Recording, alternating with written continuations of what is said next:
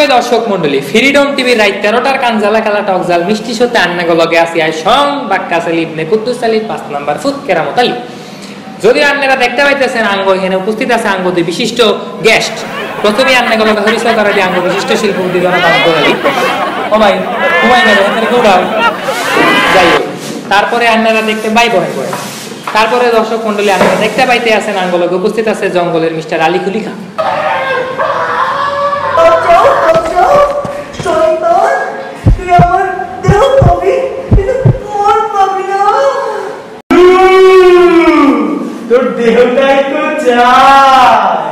আরে আরে আন্নে রেডি কি করতে আছেন? এনে দেখতে আছেন শো চলতি আছে, বই পড়েন, বই যান। আরে ভাই বই যান।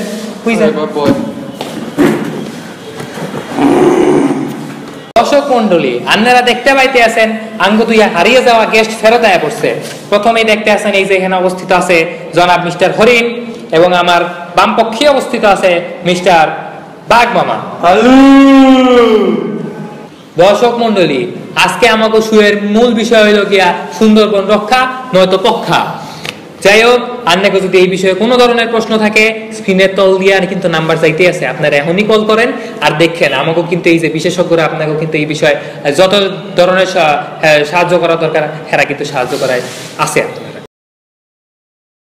দর্শক মন্ডলী আঙ্গ শুয়ের এই পর্যায়ে আঙ্গ বিশিষ্ট বাঘ মামা অনেক উদ্দেশ্যে কিছু বক্তব্য প্রদান করতে চায়। বাঘ মামা জাতির উদ্দেশ্যে কিছু বক্তব্য প্রদান করেন দেখি। সুন্দরবন সম্পর্কে আর কি বলবো, আমি আপনাদের বেশি সময় নেব না, মাত্র 2 ঘন্টা এই নিয়ে কথা বলবো। ও বাঘ মামা আপনি থামি যান। দর্শক মন্ডলী আঙ্গ এত সময় নাইকা আন্নেকে উদ্দেশ্যে এখন এই যে আঙ্গ বিশিষ্ট শিল্পপতি সাহেব কিছু বক্তব্য প্রদান করতে চায়। শিল্পপতি সাহেব ও ভাই কিছু বক্তব্য প্রদান করেন দিই। আন্নে ঘুমাইতে আছেন কে, এর কারণটা একটু বুঝান দিই। আরে ভাই আর কোয়েন না, লোড শেডিং যে একখান প্রবলেম। রাতের বেলা কারেন্ট গেছে, গরমে ঠেলায় মাইক্রো শুইতেই পারলাম না। এখানে একটু এসি আছে তো তাই চোখটা লেগে আইলো, ঘুমাইতেছিলাম এর লেগে। ওই মিয়া এত গর্জন কি কারণে? ভাই আন্নে কে এনে ঘুমাইতে আইছেন, আন্নে এনে সবার সাহায্য করতে আইছেন, আন্নে এখানে এই সবার একটু সাহায্য করে আমাকে এখান থেকে যান না, সমস্যা কি? কি সাহায্য চান মিয়া আপনি? রাতের বেলা গরমের ঠেলা আমি ঘুমাইতে পারি না, কারেন্ট গেছে গা, আপনি এনে এই সমস্ত কথা কইতে আইছেন, সমস্যা কি? হ্যাঁ রামপালের যে বিদ্যুৎ কেন এটা হইলে একটু শান্তি মতো থাকতে পারতাম, এই আপদগুলো রয়েছে এখানে। বলেন কি আপনি? রামপালের বিদ্যুৎ কেন্দ্র হলে আমরা কোথায় যাব? আপনারা কই যাবেন এটা আমি কি জানি? আমাদের ব্যাপার আগে আমরা বুঝালে তারপর আপনার দেখুন নে। আর বান্দর গুলো আইসে এক জায়গা থেকে, কোনো কাম কাজ নাই, খালি বান্দরের মতো খালি লাফায়। এ মনু, আমি কি জ্ঞান বুদ্ধি সব খাইয়া লাইছে? আমি কি বোঝেন না?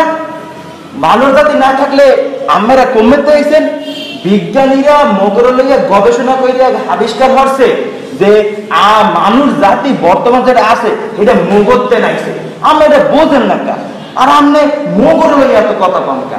ওই যে হরিণ দেখতে আছে, হরিণ লইয়া কথা কম। হাইয়া তো বেবা গোপাতা খাইয়া সাফ করিয়া লাইছে।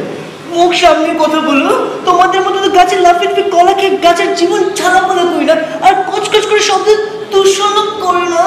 এ হরিণ, মোর কিন্তু মনে আছে আমি একবার ক্ষুধার জ্বালায় ক্ষুধা পেড়ে নিয়ে মোর গাছের নেচে আইছিলেন। মুই কিন্তু আমার ওকে ডাল দিয়েছিলাম পাতা সহ, হাইয়া সাবাইয়া খাইছে। মোর কিন্তু মনে আছে, বলছেন? আরে খাইছে বানরকে তো বানর খাবে না। না গো বানর ভাই, ভুলি নাই তোমার উপকার কি ভুলার মতো?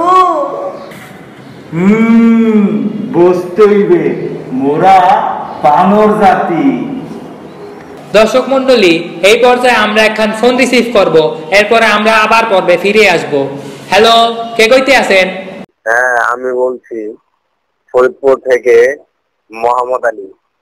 জি বলেন, প্রশ্ন করেন। আমার কথা হইতেছে গিয়া সংসদে সবাই আইছে, দেহা ভালো লাগতেছে, আমিও চিন্তিত আছি। বাঘ মামার প্রতি প্রশ্ন, এই বিদ্যুৎ কেন্দ্র হইলে আপনাদের কি অবস্থা হইব? আপনারা কি ভাবছেন এটা নিয়ে? বাঘ মামা প্রশ্ন তো করে ফেলাইছে, এবার উত্তরটা একটু দিয়ে দেন। সুন্দরবনের রামপাল বিদ্যুৎ কেন্দ্র হলে আমাদের তো আর ইন্ডিয়া যাওয়া ছাড়া উপায় নেই। অনেক আগে নাতিপুতিকে পাঠিয়ে দিয়েছি।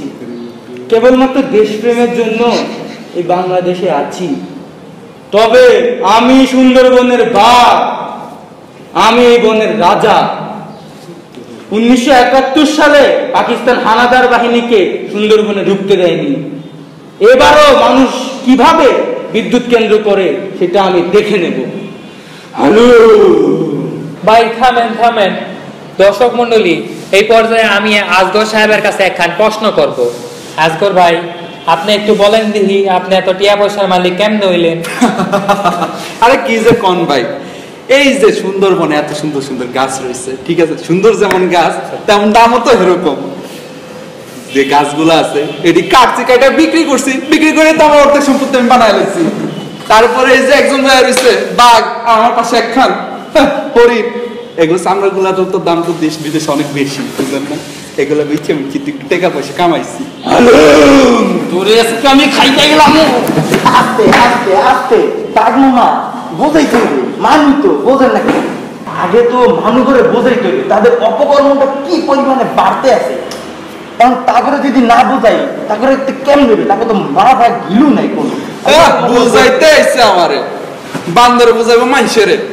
আমি আসলে মানুষ অপকর্ম দিন দিন এমন ভাবে বাইরে যাইতে আছে, সে পর্যন্ত তারা পশুকে দিকে নজর দিচ্ছে।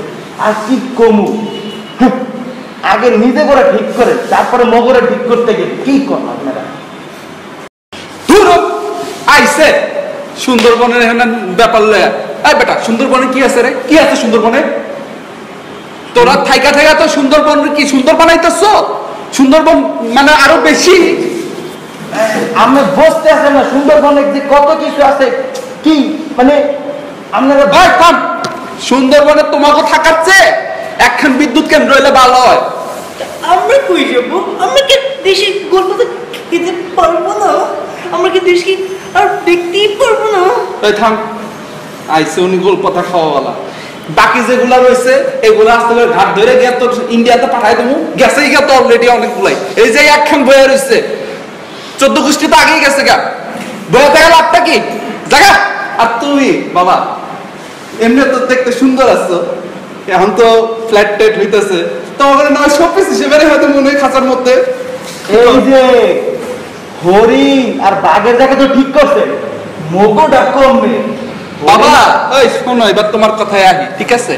সুন্দরবনের তো বঙ্গোপসাগর থেকে হইছে না বাবা, ওই বঙ্গোপসাগরে গিয়ে ডুববে মারো। কি কয় এটা?